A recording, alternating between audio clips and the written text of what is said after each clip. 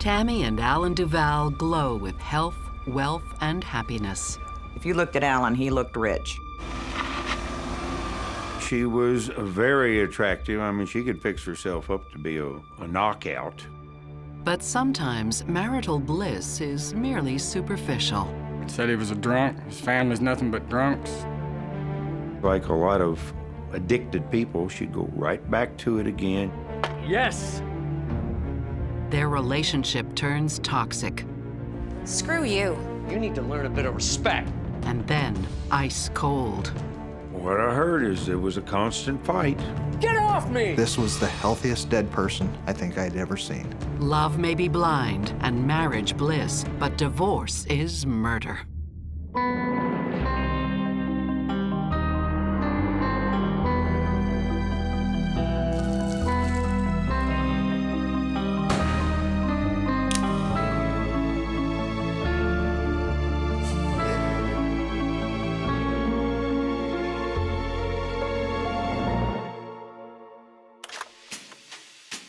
In the small Bible Belt town of Columbus, Indiana, 47-year-old divorcee and nurse's aide Tammy Engelman is a big fish in a small pond. She was what they called, you know, a good catch, according to the people in the area. A looker, as they said. Tammy took very good care of herself. She always had makeup on, her hair done, dressed nice. Tammy may be a mother of 3 teenagers, but that doesn't mean she has to let herself go. I'd like a little off on the hip. Tammy had, from my understanding, been medically enhanced. And a lot on the lips. She'd had a breast enhancement, tummy tuck, and possibly some others. She had the flat belly. She had the nice, perfect boobs. She was very attractive. I mean, she could fix herself up to be a knockout. And Tammy's friend and co-worker, Jennifer Melton, thinks Tammy's not just sexy, she's also sweet. There was one Christmas that, I was a little short on money and my kids were younger, and she left like $300 there for my kids. Tammy just seemed like just a really great person, a really great friend. And this nurse's aide is very sociable, too. So you gentlemen are all doctors, right? I have a doctor joke for you. So the other day I went to go see my doctor and he examined me and told me I had acute appendicitis. I said, gee, doc, but I only wanted medical help. Hey, girls, come on. Still, there's something missing in Tammy's life, and that's love. Oh my God, I got it. Oh, I'm so sorry. Oh. Until Tammy's friend Jennifer introduces her to 55-year-old former Navy SEAL, Alan Duval. This is Alan. Hello, Alan. Hello? Nice to meet you. Nice to meet you. What's your name? Tammy. Tammy. That's a lovely name. Can I get you a drink? Well, I've already had 3 glasses. Well, what's your limit? Should we find out? I thought they had kind of matching personalities, being, Tammy and Alan both were just very friendly, very outgoing, very, very nice people. He's probably about 6'2", 6'3", 220, tanned all over. He was a sun god. He was healthy. We wouldn't think he was as old as he was. And he took care of himself. He was the type of guy, when he walked in the room, you turn around and you noticed him. Alan's biggest strength was his confidence. He carried himself very well, and when you met him, he made you smile. He made you feel good about yourself, and that tells a lot about someone.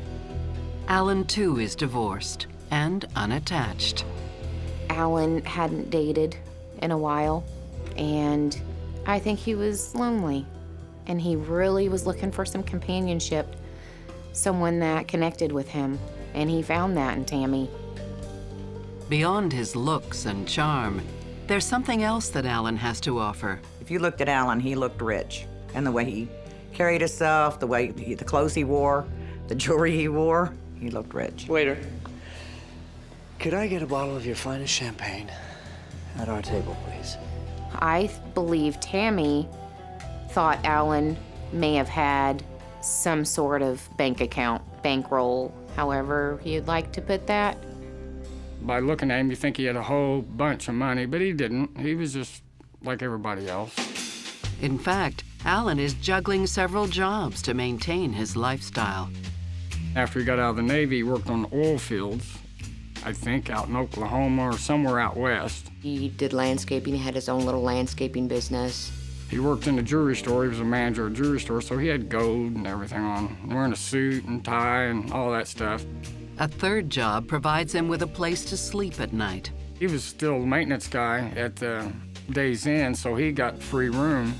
He had it all. He had looks. He was a hard worker. He was confident. What more do you need? Before long, it seems all these newly minted lovers need is each other. You could see the glow in him.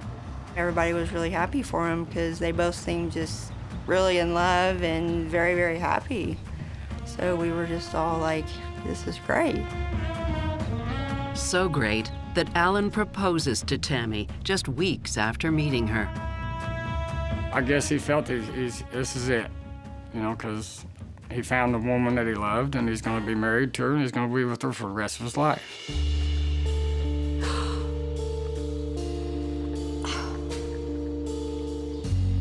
I couldn't believe that Alan was engaged. So, William? Of course. Not that I didn't think that he could get engaged, but so quickly I was really surprised by that. Everyone thought that was really, really fast, but at the same time, you know, Alan and Tammy were both just starry-eyed, you know, smiling, and they were just madly in love. Psychotherapist Stacy Kaiser and forensic psychologist Brian Russell worry that this lightning-fast attraction might be a bit superficial.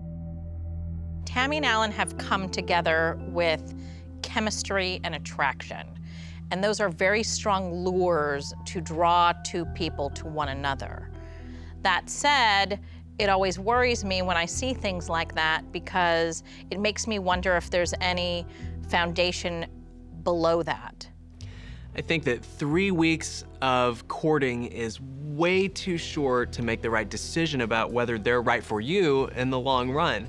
You have to see that person in a myriad of different kinds of situations. You have to see them go through things that are hard, things that are fun, things that are easy. You have to see how they deal with their family, how they deal with just the public, waiters and waitresses at restaurants. You have to see how they deal with money. And money, or the lack of it, will start to spoil the party. For years, Tammy has indulged her kids. Mom, buy me this. Okay. Mom, I want that coat. Okay. But now she's putting her needs before theirs. When they got older and they started realizing that, you know, Mom wasn't going to pay for the orthodontist and Mom wasn't going to pay for the wisdom teeth, she'd go, well, I don't have the money for it. Okay, Al and I are going away for the weekend, so here's $20. Mom, I love you. You have to be kidding me. See you later. Okay, sweetheart, I have a surprise for you. Look at this. There's also the matter of their honeymoon. It's Hawaii. Yeah, it looks expensive. Alan, you mean it looks beautiful, and this comes with it. She wanted a honeymoon, and she wanted to go to Hawaii, and he said, we can't afford that. All right, I guess we're going. And I knew Alan didn't have nothing. I mean, he's got stuff, but he wasn't rich or anything like that. That doesn't stop them from doing it anyway, on Tammy's line of credit. With her taking him to Hawaii, making him feel like a king, she bought him all kinds of jewelry and did him all up over there, you know. And she had no limit on buying jewelry. They had a really good time. It was a wonderful honeymoon. But when the honeymoon is over, it's really over. Is that the check? She's griping about not having the money and wanting to get money that she had spent on him in Hawaii. She was wanting that money back. Tammy also encourages Alan to move out of the motel and into a new home with her. It's perfect. Yeah, it's a great house. Oh, sweetheart, I love it. She was looking to really attain that level that she expected her life to be on. She wanted to live in a bigger home, in a better neighborhood. I don't know, you know, I'm not sure. Alan. The only way it could get a home is if he was part of it. She couldn't have been able to do it by herself, and she knew that. Well, if you really, really want it. He knew it was over his means, it was over her means. They both knew it, but he did it for her. Buying a house is a dream come true for Tammy, and Alan goes along with it. But Tammy's youngest daughter, Allison, the last of the children to leave the nest, is less than pleased. And I think she was a little resentful that there was a man in the house, you know, taking away some of her mother's attention. Allison, come celebrate with us. Hey, come on. Your mom loves it. Who cares what my mom loves? Allison's not the only resentful one. After such a short courtship, Tammy's still discovering Alan's habits, and one of those is booze. I don't think that Tammy liked the fact that Alan drank at all. This is a man who drank very often. Every time I seen him, he had a beer in his hand. Did you remember to pick me up more beer? Do you think maybe you could lay off a little bit this week? I get it. You forgot, didn't you? It's okay. Pick some up myself. Soon, Alan's drinking will be the least of their worries. You can't tell me what to do. Get out of my mom's house. It just wasn't a good situation.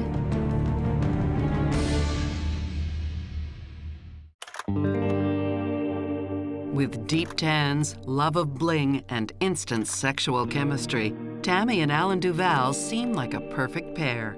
But shortly after the wedding, Alan's already venting to his neighbor Jennifer on a regular basis. Yeah, I brought a few friends. Alan would come over a lot just by himself, just to sit out back on the patio and drink a beer. How are things? You know, things could be better. It could be a lot better. Alan would say different things. She'd go to work and not come home for hours, and he wouldn't know where she was. Jennifer's house becomes like Alan's second home. Thanks for asking. In the meantime, Tammy's got her own escape, the mall. Tammy was what I guess you would have to say a spendaholic. She liked the idea that people catered her. People that paid attention to her, you know, they could sell her anything. Oh, thank you, darling. Oh, you know me so well. Keep them coming. All they had to do is say, oh, you should be a model. Oh, you are so beautiful. You know, you are the type of person that can wear this. And she would buy clothes she never wore. She'd just buy, and it meant nothing to her. Early on in a relationship, everyone puts their best foot forward. What becomes hard when people move so quickly into a serious relationship is the real self hasn't fully come out yet. And so you don't really know who you're marrying. Had they given themselves the time to get to know one another, one of two things may have happened. They may have actually built a much more solid foundation that would have made me more optimistic about the long-term chance for their relationship, or they might have found things out about each other that would have caused them to sort of put the brakes on it. Tammy even maintains her own secret bank account, but it's not enough to cover her mounting debt. And Alan's just about had enough. Well, her deal was if a bill came in the mail, she would take the bill and she would throw it inside this cupboard and not open it. And to her, out of sight was out of mind. And as far as she's concerned, it was taken care of. He was paying a lot of those payments, yes, but if she was left to paying them, no, they didn't get paid. Hi, honey. Wait till you see the great things I got. Oh, Yeah, Tammy, we need to talk about that. you're gonna love it. She'd get under control for a little bit, and then she'd go right back to it again. You'd get everything paid off under control. She'd turn right around and start over again. I mean, sweetheart, look at this. It's beautiful. Adding more stress to this relationship is Tammy's daughter, Allison. Hi, darling. How are you? She made some statements about she didn't like him and he was lazy and didn't want to work. Whoa, what's up with you? You know what? Me and my mom were better off without you. All right, two things. You don't talk to me like that, young lady, okay? And you need to learn a bit of respect. Okay. You know what? This isn't the time. We can talk about this later, okay? Come on. Sorry.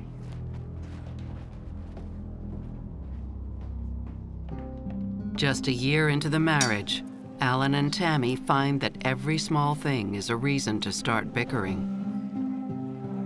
She had no right to criticize him for drinking. She drank too. She criticized his drinking, but it was all right for her to drink. Haven't you had enough, sweetie? Maybe after the first year or so, if I had to guesstimate, it seems like they were doing a lot more fighting than anything else. Yes, I will have the $18 chocolate souffle, please. No, she won't. We'll just take the bill, please. No, I will have two $18 chocolate souffles, please. Do you know what? Take this, and please ignore my obviously unbalanced wife. Screw you.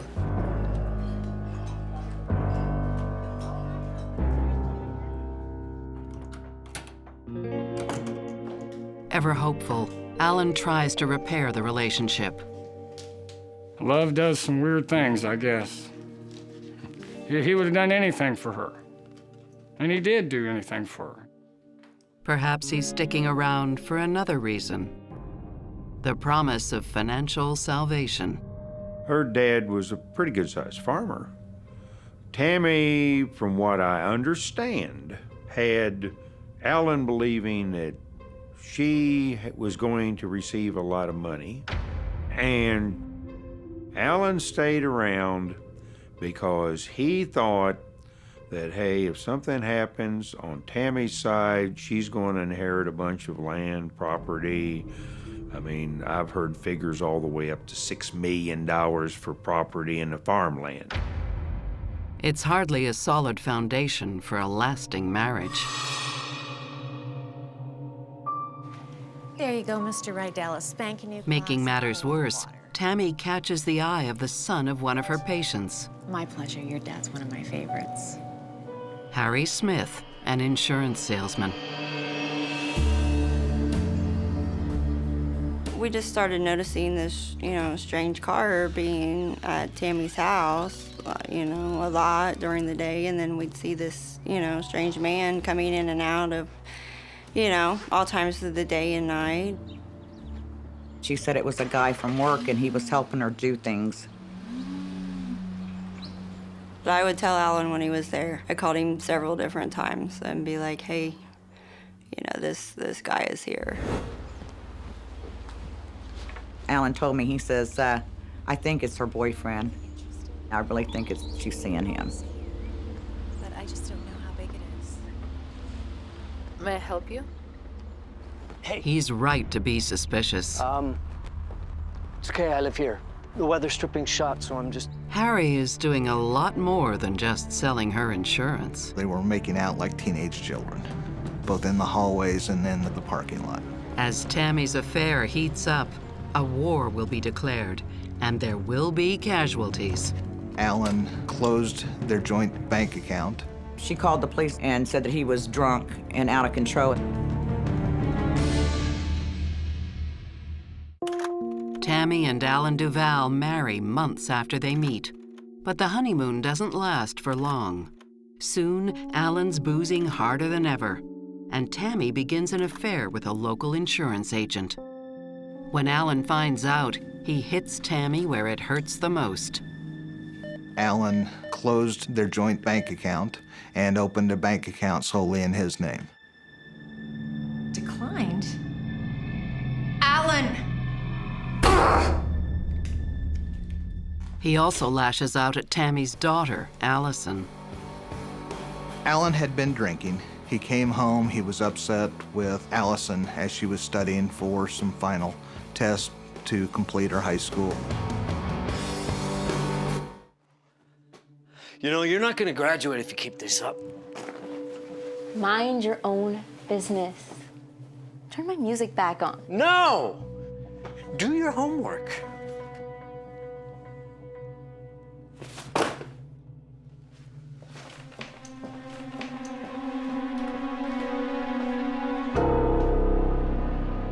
Later that night, Tammy gets a phone call that chills her blood. Hello? Allison calls her mother to tell her some startling news. He what? Okay, just stay there. I'll be right over. There was an allegation that Alan had struck Allison. I need to speak with the police. She called the police on him and said that he was drunk and out of control. All right, let me ask you one last time. Did you hit her? No, officer, I did not. There was no physical indication that she had been struck.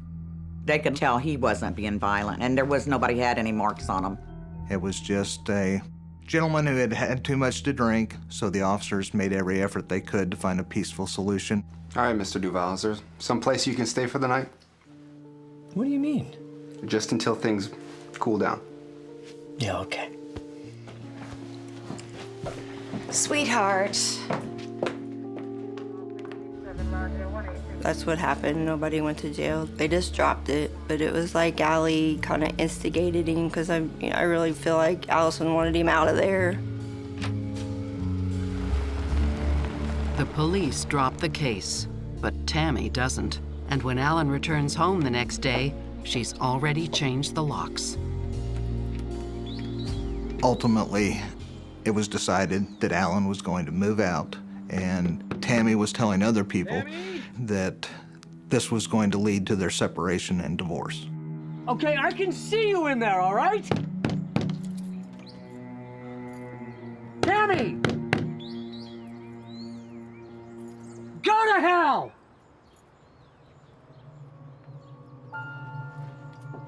Tammy may have known that it's very unlikely that it was true, yet she used it as a pretext to get Alan out of the house because that's what she wanted anyway. It is literally a big, giant punishment for Alan. He closed the bank account, he's not behaving the way she wants, and he used to behave the way she wants. And so she is laying down the law by saying, if you're not going to do what I want, you're out of here. Basically, he said that they were separated and that he was staying down there with a friend of his. And I'm thinking, well, cool, they're not together no more. Within days of their second wedding anniversary, Alan and Tammy's marriage appears to be over.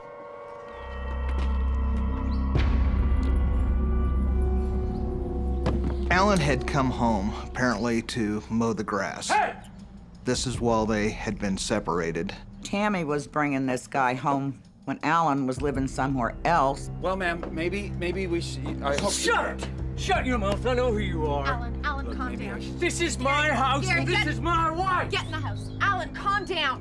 Don't touch me. Alan, all right? go Get home. off. Get off me! Go home. Tammy had to restrain Alan from going into the house and escorted him off the property.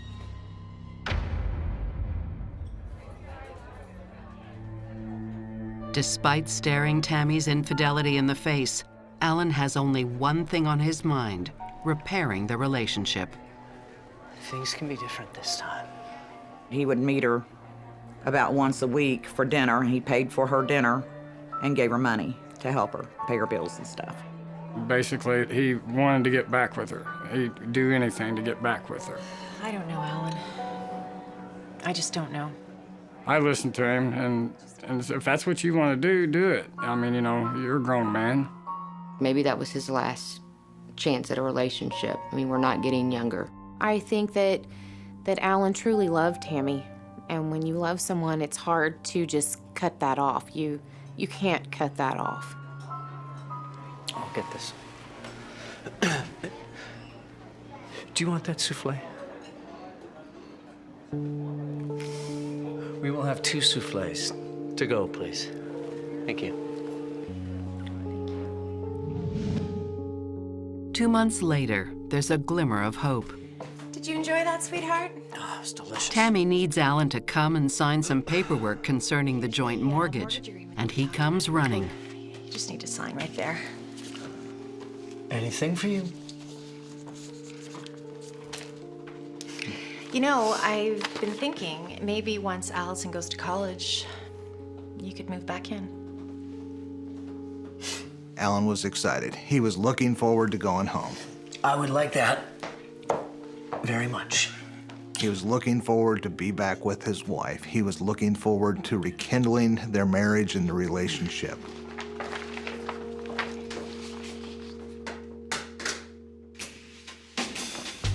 It's a sweltering day in late August 2007 when Alan and Tammy meet for a reunion dinner. That day was a typical Southern Indiana summertime day.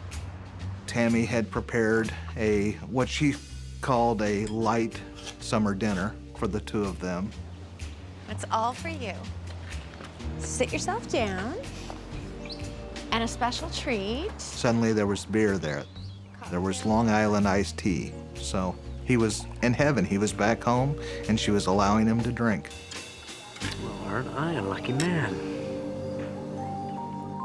Tammy tops off a delicious spread with her dirt pudding, a mix of whipped cream, chocolate pudding, and crushed cookies. What is it, sweetheart? I feel hot. Really? Do you want me to go get you some water or an aspirin? Nah, I'm okay. I'm just gonna sit here. You sure? You just want to find a way to stay over, you little rascal. She said that she was encouraging Alan to go home, and he said he would later. And he was drinking. He was drinking quite heavily. Alan, you need to go home. I'll go home when I need to. No, Alan, you need to go home. It's my house, okay? I'll go home when I want. Frustrated, Tammy retreats to the living room to watch TV. When she realized it was time for her to go to bed, Alan was still out there. Hours pass before Tammy wakes up for work. She said she looked out the window and realized Alan's truck was still there. This second lease on love is about to turn lethal. She just knew that something was wrong. Alan! I was like in shock. Alan! I thought I was dreaming, but it was true.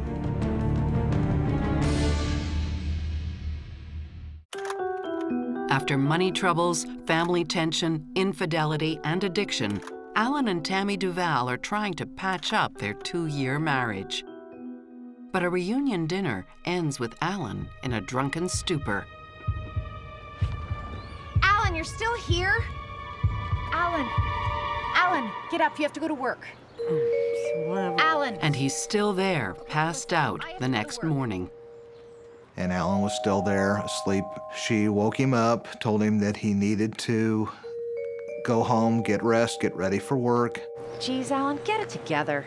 Alan apparently just said, "I'll take care of it."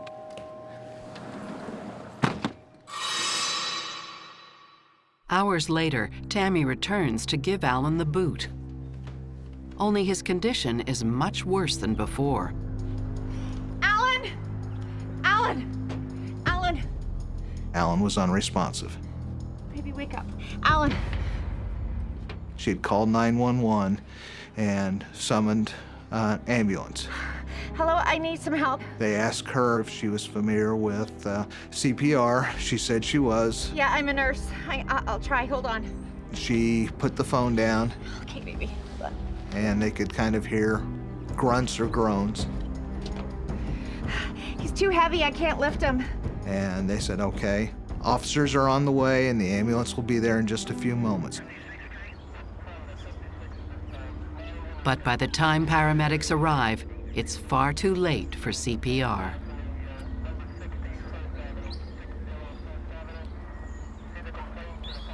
I'm sorry, ma'am, but your husband's dead.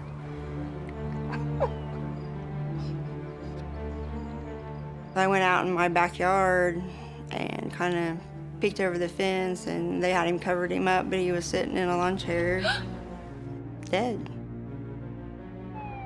The cause of Alan's death seems clear, a deadly cocktail of heat and booze. The death had been investigated by our department and was ruled that it was due to heat exhaustion, alcohol consumption. I think it was higher than 0.25% blood alcohol, which in state of Indiana now, that's 3 times the level that you would be arrested for driving under the influence. News of Alan's death spreads fast.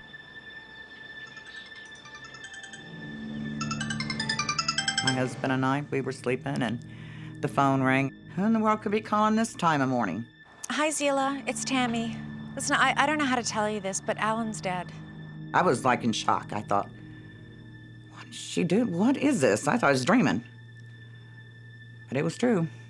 And she said, And listen, if you want to see him, you need to come up before the cremation. And I'm thinking, cremated? We didn't even know he was dead. Family and friends are puzzled by this hasty decision.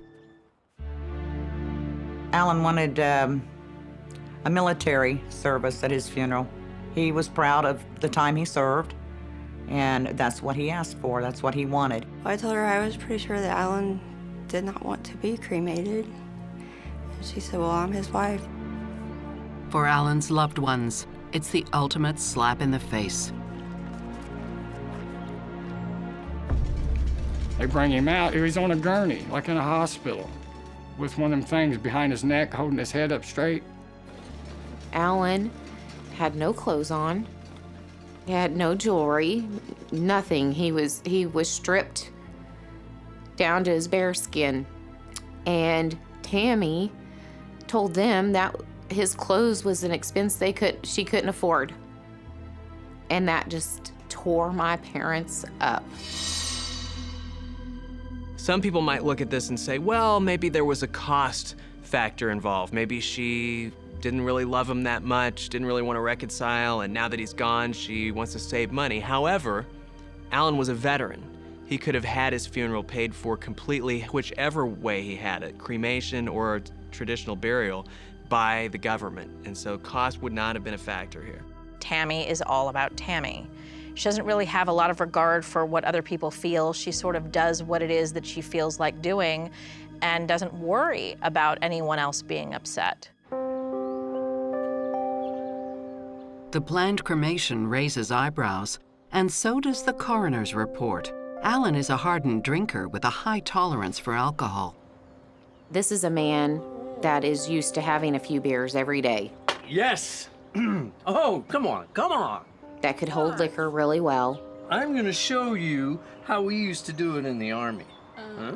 It does not make any sense how Alan could die of alcohol poisoning or drink himself to death when this is a professional drinker.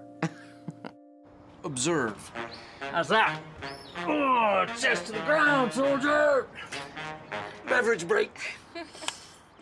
Alan's family and friends press for more details on the cause of his death. I asked to talk to the police detectives. I said, what did the autopsy show? He says, we don't do autopsies on alcohol poisoning. I told him he didn't have enough alcohol in that town to kill that man. He said, there's no way possible. Mark Crookton is the on-call detective that weekend. They expressed their concern that Alan was a big drinker, but would not die from just drinking. Suspecting foul play, Crookton has the cremation postponed.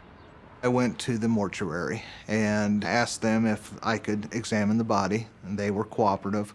Been a police officer for a long time. I'd seen a lot of people die, but this was the healthiest dead person I think I'd ever seen. And with that information, I requested an autopsy be conducted. Meanwhile, Tammy bows to public pressure and holds a memorial for Alan. There was an urn up there, but it was empty. His body was actually still downstairs being looked at. 3 weeks after the memorial, the autopsy results are in. Alan's friends and relatives were right to be suspicious. It wasn't the alcohol that killed Alan. He had almost 80 times the therapeutic level of a muscle relaxant in his system, and he had close to 100 times the lethal amount of an opiate. More specifically, morphine. She made the statement Alan had actually killed himself.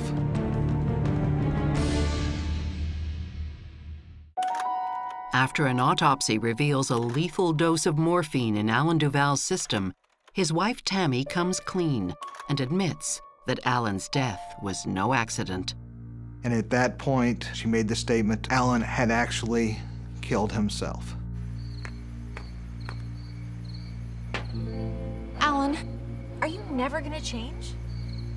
Tammy says Alan was depressed about their relationship on the evening he died. Tammy! So depressed, he was driven to suicide. If I can't have you, I don't want to go on. He had lifted this bottle and then poured it down his throat. Jesus. Is everything a joke to you? Tammy says she didn't believe Alan was serious, and she turned in for the night. When she realizes that Alan has killed himself, she cleans up the traces of his suicide before calling the cops, in the hope of preserving his dignity. There was some vomitus or red frothy blood that she said that she had cleaned up off his face so that we would not see that he had suffered an overdose, and that she had disposed of the bottle. Alan, what have you done?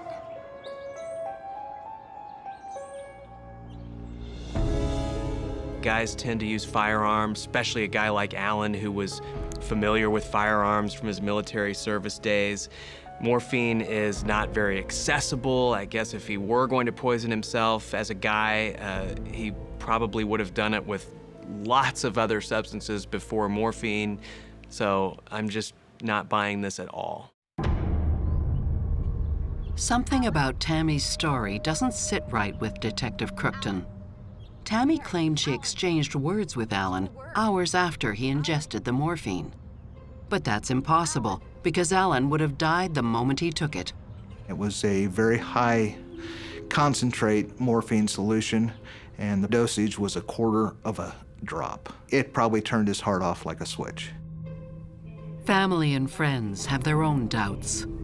I called, I know my stepdad called, my mom called, with basically just the same, you know, you need to really look into this because there's no way he done this to himself. This was not a suicide. And there's another voice that adds to the rising chorus of suspicion. Tammy's eldest daughter, Caitlin.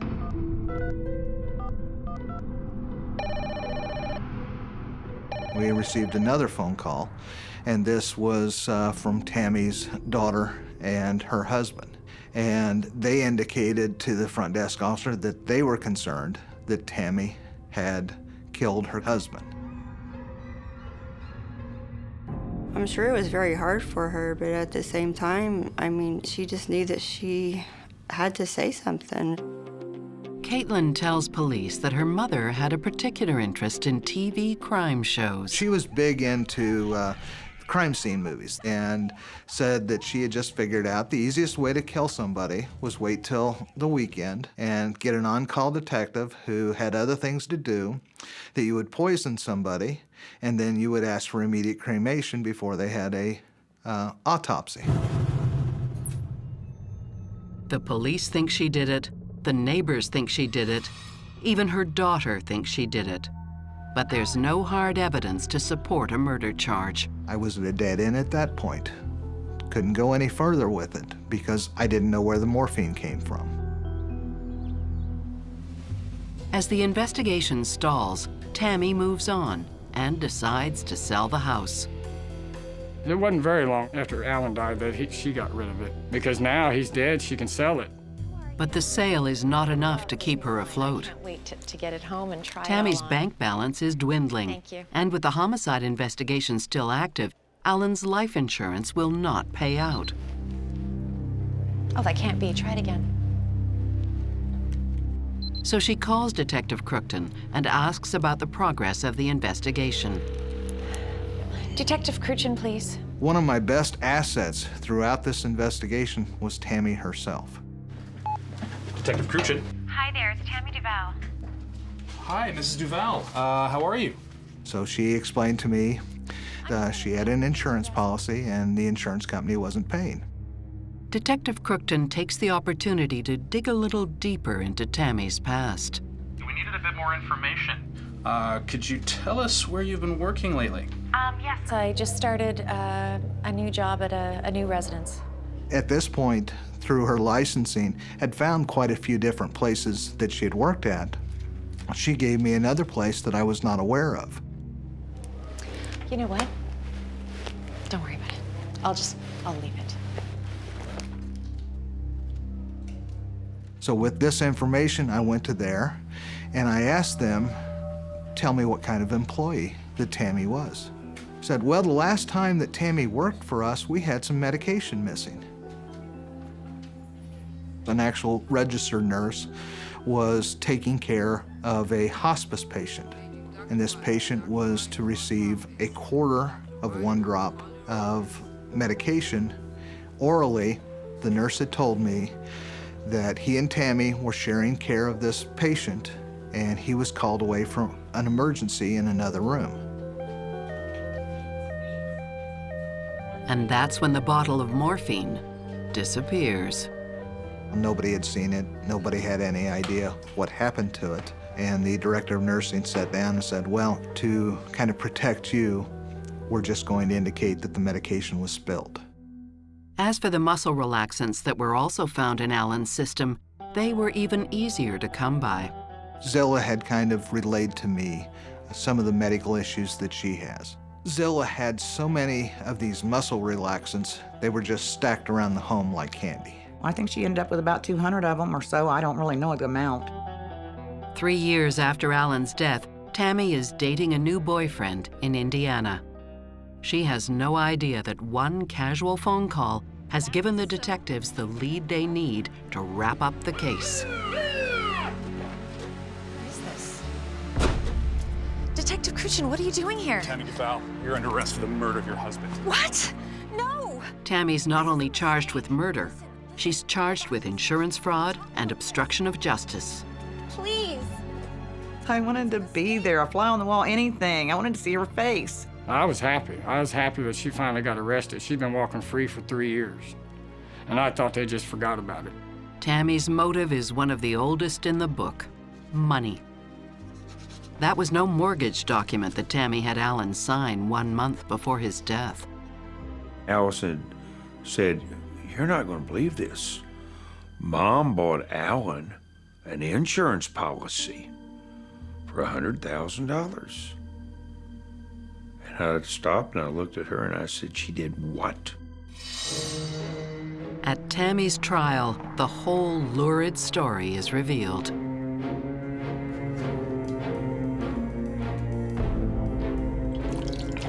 She mixed the muscle relaxers in the Long Island iced tea, which is lemonade and all that, and then did the morphine in the dirt pudding, which is Oreo cookies and all this. It made it to where you couldn't taste it.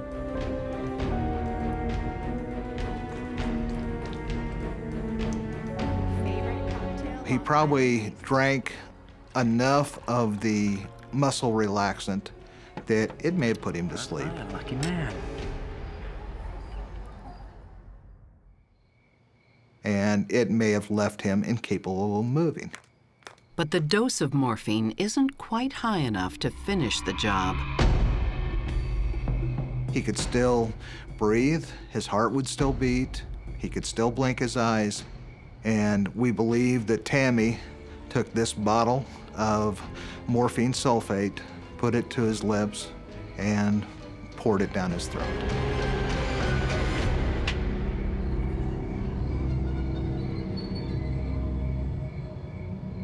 He was dead before she took it away from his mouth.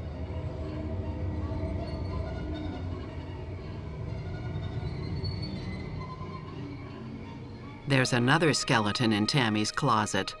Although prosecutors don't have enough evidence to prove it, a witness comes forward to testify that Tammy may have tried to kill before. She had had another boyfriend that she tried this to, only he took one bite and tasted something and threw it out and kicked her out the door. And then once all this came out, he was like, wow, that's what she was, that would have been me. On April 20th, 2011, After a 16-day trial, a jury serves Tammy her just dessert. She's found guilty of insurance fraud, obstruction of justice, and murder. It's not like CSI. It doesn't get done in 30 minutes.